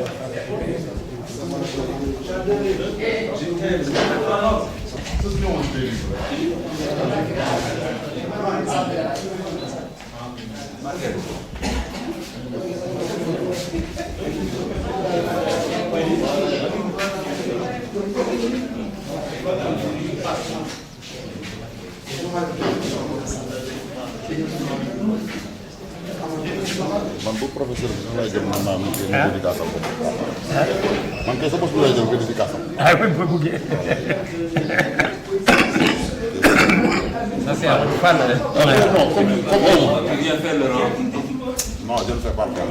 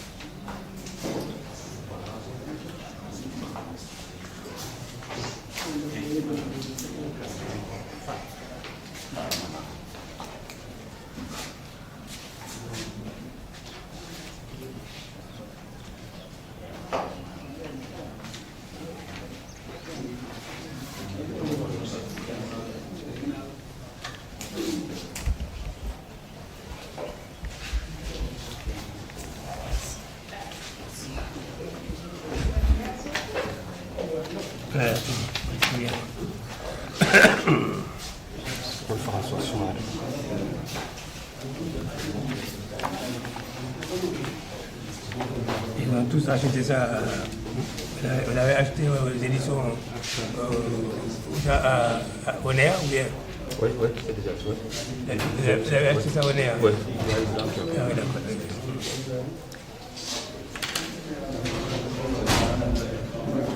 Il y a une dame qui s'appelle Marguerite ici. Ah bon? Marguerite, oui. Une dame. C'est qui? Elle s'appelle Marguerite. Il y a pas de la première. C'est une série. C'est elle qui est partie commander ça.